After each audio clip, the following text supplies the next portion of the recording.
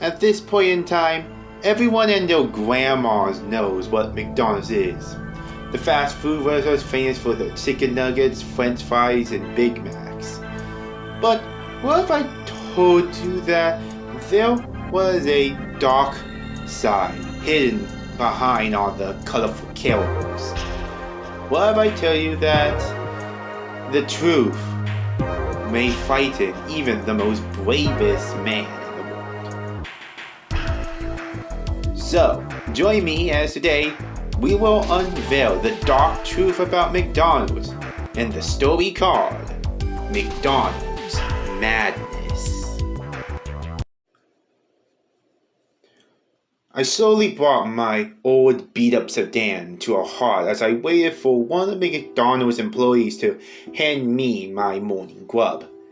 As I sat there drumming my fingers on the steering and watching the young lady speak to a fellow co-worker hastily putting together my meal, I wondered to myself whatever my regular trips to the Golden Arches had gone out of hand. I was by no means one of those typical fast food junkies who race to the nearest Wendy's or Burger King on a daily basis, but I did seem to gravitate towards eating at McDonald's at least twice a week. My hectic schedule as a full-time college student had me bouncing between my non-profit internship and classes daily, so McDonald's was the easier answer when I wanted a quick meal for cheap. My favorite location was a route on my way home from work, so it was extremely convenient. Above the obvious health risks of consuming Big Macs and nuggets regularly, but hey, isn't that all of us? A joyful laugh brought me out of my self-reflection. I quickly turned to the drive-thru window.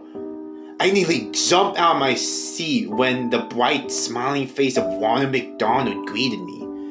The popular Crown Master held out my meal in a large, slightly greasy paper bag with the signature Golden Arches logo splattered on the front, accompanied by a small drink. I quickly took it for him, giving him a warm smile, even if his grin seemed to disturb me a bit. "Thank you very much, Ronald McDonald," I said, pondering where in the hell the young lady and her coworker went as I stared at the clown. He gave me an animated wave. "No problem, buddy. Thank you for visiting McDonald's today." I simply nodded in return and pressed on the gas, still feeling Ronald McDonald's gaze at me as I drove off. As I looked in the rearview mirror, I could see that he continued to watch me as I left, still beaming. I reinforced my attention to the world and shook my head. In the years upon years of going to McDonald's, even in different parts of the country, I had never seen the iconic mascot in person in any location. It just seemed out of place to see him at this specific location, but I figured it was one of those very rare appearances he made. It didn't make the encounter any less unsettling, however.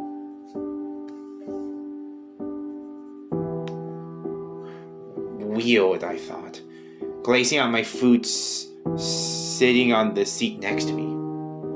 Very weird.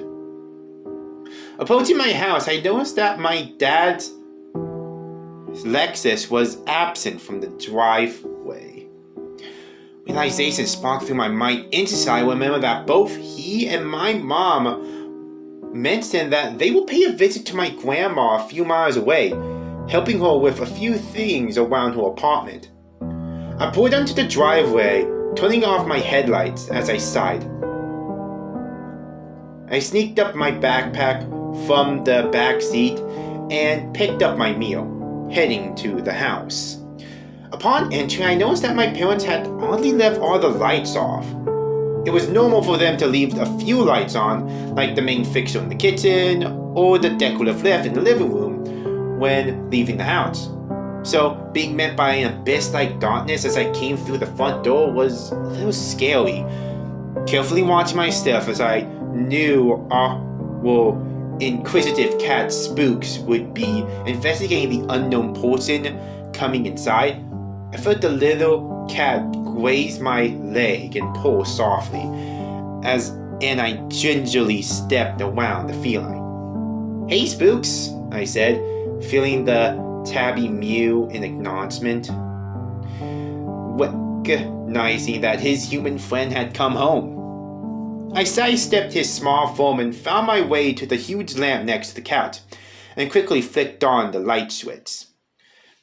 The living room was bathed in the warm glow of the lamp, and I plopped down on the couch, eager to dig into my fast food.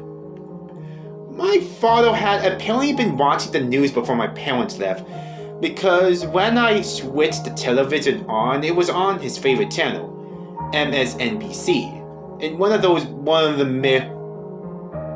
pulpits was sounding off on some hot button issue. I saw out the politically charged debacle as I opened my Big Mac's bag and fell around its contents. I unwrapped my Big Mac and took a bit of a bite, watching the lady on the TV show footage of a great hill congressman from Georgia she apparently hated with all of her being by the way she described his ideologies.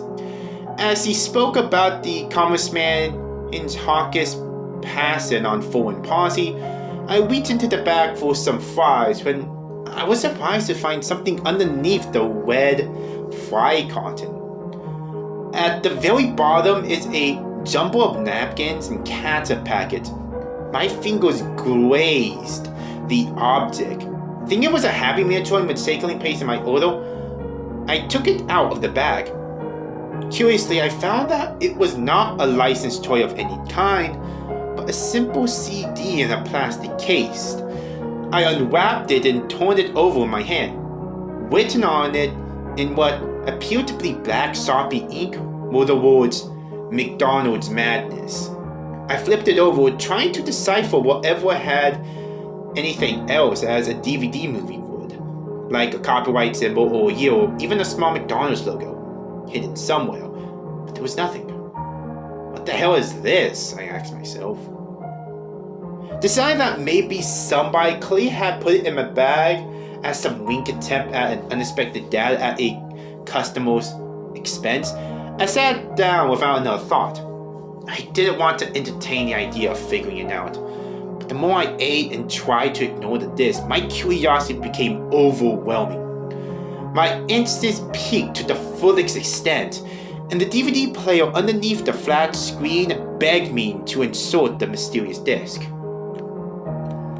"Let's see what you are," I said aloud, jumping off the couch and inserting the disc.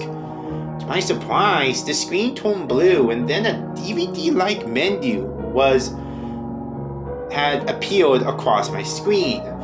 I quickly sat down for a better look and saw that McDonald's Madness was indeed a movie of some sort. The board was displayed over an image of the classic McDonald Land character Grimace holding a hamburger. The only option on the menu was Play Me. I chuckled. Hawaii then, I thought. I pressed on the play function and the film begun. I munched on a few fries, slurping my soda as the screen suddenly turned black. After a few minutes, I could see a door materialize in the center of the screen. A door plastered with pictures drawn in crayon by children. The door slowly opened, and the camera panned to the far right corner of what looked like a hospital room. The next thing I saw caused me to stand up immediately in alarm, sweat coursing through my body as I covered my mouth and hole. In the corner of the moon was a man, bound and gagged, sitting on a stool with his hands tied behind his back. He shook with terror as he glazed with bloodshot eyes as whoever stood in front of him, his legs quivering terribly, either in shock or a feeble attempt to break the bonds that held his ankles together. Before long, others came into view. I realized something very disturbing was occurring before my very eyes. In frame stood a demented-looking Ron McDonald, accompanied by Grimace and the Hamburger Lord. Ronald held a shiny meat cleaver and pointed at the camera with it. He motioned to the camera watching him, as if making sure that the man understood that they were being filmed. He devoted his attention back to the terrified man and hovered ridiculously close to him. He slowly pulled out the rag that has been shoved into the man's mouth and tossed it aside as he chuckled, tapping the man on the hand playfully. The man looked upon Ronald McDonald with a mixture of fear and sorrow. I'm sorry. I will go back. I promise. Please let me go. For God's sake, think of my family. Ronald laughed as he turned to Grimace. What do you say, fellas? Should we let Mr. Harris go? Grimace and the hamburger seemed to ponder the notion for a moment, weighing their decision heavily as they looked at Mr. Harris. Well? Ronald barked inquisitively. The tone in his voice made me jump, as well as his costume associates in the video, because they seemed startled as well, quickly shaking their heads yes. No. Ronald nodded hysterically, pointing his weapon at Mr. Harris, as well as he held the meat cleaver dangerously close to the man's neck, causing Mr. Harris to shiver. See? We just can't let you go. No, sir. It's too late now. Mr. Harris, whether it was sweat or tears pouring down his bearded face, shuddered as he sat there trying to speak through frantic sobs and coughing fits. Please. Please, I didn't do anything wrong. I've been good to this company. This company? Whoever this man was, he must have worked for McDonald's in some way. And this sick, twisted treatment, this deplorable display of inhumanity was his punishment? For what? What could this man have done to deserve this? Ronald McDonald let out a half-free laugh. Oh, you have been good to us? Are you sure about that, Mr. Harris? I wouldn't say that now, considering what you did to my company.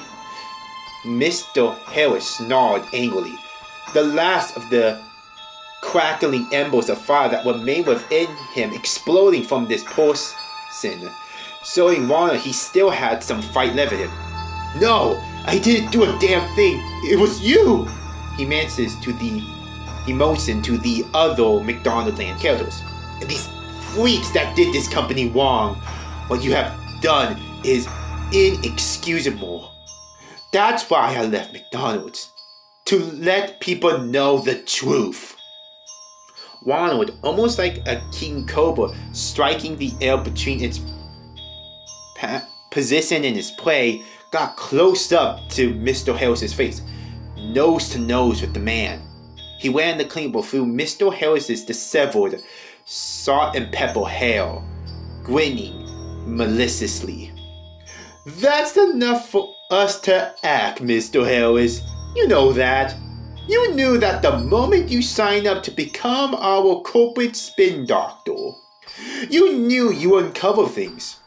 Well, unsavory in nature. Things better left unknown to many and kept secret by a few. Do you agree with that, Mr. Harris? My eyes were glued to the screen. I sat there on the couch, too terrified to look away, waiting to hear the corporate hoss's response. The man seemed to wither under the forceful presence of the clown, the weight of his words simmering through the man's thoughts. After the few minutes of silence, Mr. Harris just looked at Ronald, his bottom lip quivering in fear. The employees, the food, the children. I almost screamed when Ronald suddenly slapped Mr. Harris upside the head, causing the man to bellow in pain. He continued to stand until the man's eyes roared in his head with extreme deformation, coughing uncontrollably from the severe beating. Ronald heaved as he stared at Mr. Harris in the eyes, his crazed eyes angered, his primal ways etched across his painted clown face. He was completely silent, yet his face visibly contorted as if he was ready to explode. I yelled out in surprise as my cell phone suddenly rang in my backpack. As I would see it was C4 ready to explode in my hand if I haven't gotten it suitable. My mom's smiling face greeted me on the screen as I wiped the bar to the screen to answer the call, clearing my phone as I tried to avoid looking at the disturbing image of Ronald still frozen in place, looking at the beaten, broken man. "Hey, Mom," I said weakly, trying to obtain my composure. "Hey, sweetie, just wanted to let you know that we are on our way home. Grandma says she loves you and she misses you. She wants you to call her tomorrow to catch up." I tried looking away from the screen, standing up and turning my back to the television, and the disturbing show I was unfortunately witnessing. I pressed the phone to my ear. Okay, Mom. I missed her too, and I love her. And yes, I will do that. I guess I will see you guys soon. Okay, honey, see you in a bit. Love you. Love you too, Mom, I responded, anxious to see my parents' faces soon. I heard her hung up and I sighed. I slowly reinforced my attention to the television screen. And now I could see that the McDonald's land characters were gone. Mr. Harris sat there, head hanging, sobbing quietly. His eyes darted back and forth, looking for any sign of the disturbed trio, yet he was alone in the hospital room. Mr. Harris slowly raises his hand. "Please, you don't have to let them do this. Just let me go. Let me go home to my family," he pleaded. I could hear whoever was filming clear his throat, about to speak, when Ronald suddenly popped up and formed a scream, causing me to scream out loud. Ronald giggled childishly and skipped back over to the sobbing executive. "Oh, hush now, Mr. Harris. This is almost over. We're almost done here." Mrs. Harris let out a whimpering cry and sighed heavily. "Please, I'm begging you, for the love of God, don't do this." Ronald eyed the man, possibly concealing the man's last plea for salvation. I watched the clown's gaze at Mr. Harris for the longest time, before motioning to Grimace and the Hamburger, and they slowly approached their manic leader. He felt their presence behind him and smiled, grabbing the executive's chin like a child's. "I'm so sorry, Mr. Harris. It just has to be this way." I gasped when I saw Ron McDonald raise the cleaver and deliver a sickening blow to the man's neck, blood sprouting across the clown's face. Ronald McDonald giggled and handed the bloody weapon to one of his co-hosts. I watched in horror as they all stood next to the hysterical Mr. Harris, taking turns hacking the man in the neck over and over and over again. Mr. Harris made a sickening gurgling noises and shook uncontrollably as they knocked him off the stool and onto the hard, cold floor.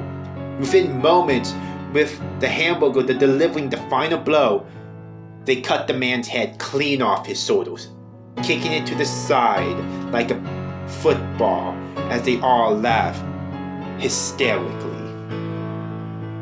Feeling bad, raised my foot, I quickly ran over to the exit seat and wedged chunks of vomit exploding into the chrome can. I panted and wiped my mouth, splashing water all over my face as I held myself up, letting the water continue to run to send my throat down the drain. I struggled to keep my legs from falling. Saw Hawk going through my entire body. What the hell did I just watch? That poor man was murdered by those costume freaks.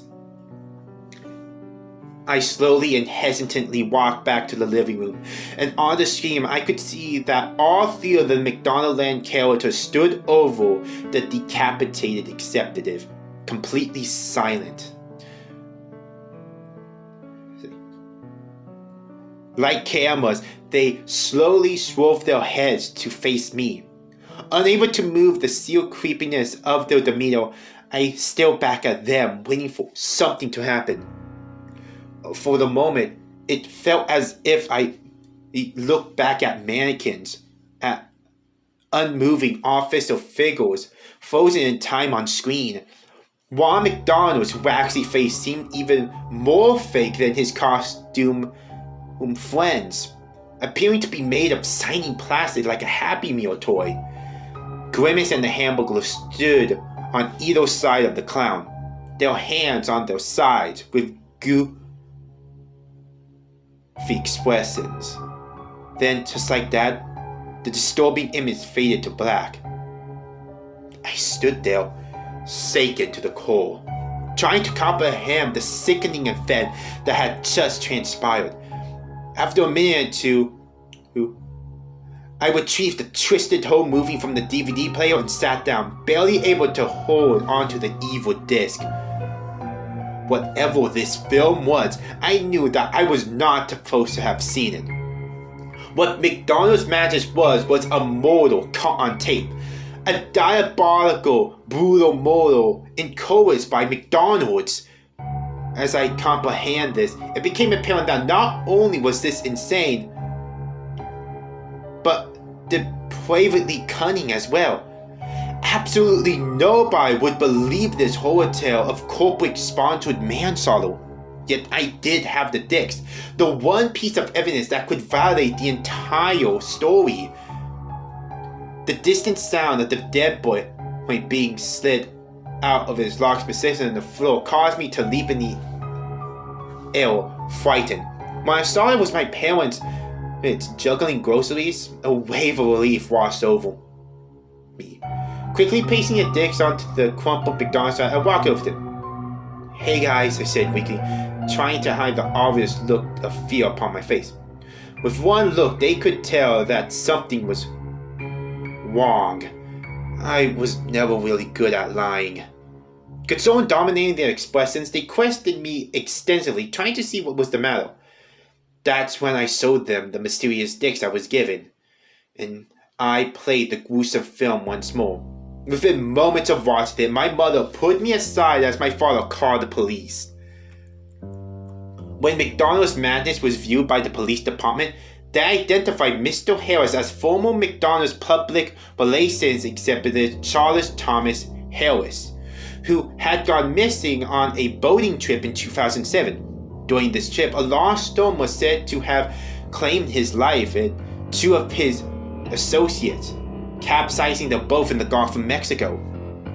With this sickening film, they now knew something more sinister was behind the man's unexpected demise. Within the next few weeks, my parents and I were questioned thoroughly not only by the local police department, but by the FBI as well. The increasing evidence I had stumbled upon opened up a can of worms, and it all suspiciously led back to McDonald's. They raided the franchise location I had the misfortune of receiving the movie from, and launched an initial investigation against the McDonald's corporations. I wish I could tell you that the police prevailed in finding who killed this poor man and that justice was served. However, nothing came out of the crusade against McDonald's. Absolutely nothing. I was dumbfounded when I discovered that McDonald's was found to be completely innocent, with no further action brought against the fast food giant. The federal investigation has become a future government attempt to fault McDonald's, and it was labeled as so by the media. The family of Charles Harris were most affected by the whole thing, and struggled to cope with the grisly realization thrown in their faces years after the man's death. The one thing that never came out of the entire investigation was what Harris was talking about in the movie. The employees and the food and children.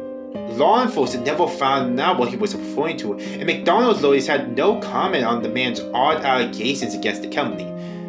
In the end, McDonald's walked away clean as a whistle, with the whole thing never even happened in the first place.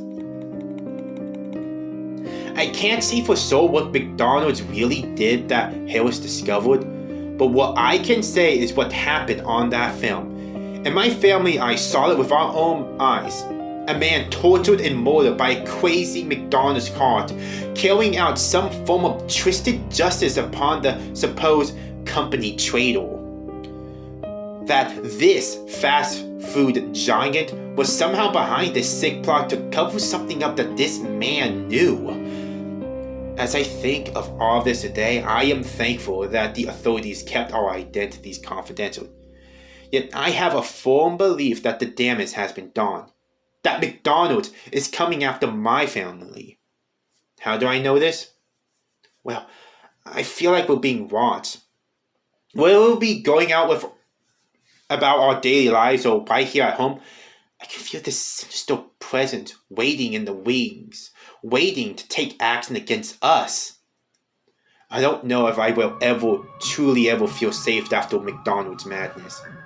But I do know is that I will never look at the golden arches the same way again. And I also know that whoever recorded the movie and the person who slipped the dicks into my meal wanted the truth to get out somehow. I sometimes ponder if maybe the Ronald McDonald who gave me my meal was actually the good guy in this situation. That he was somehow behind releasing the movie.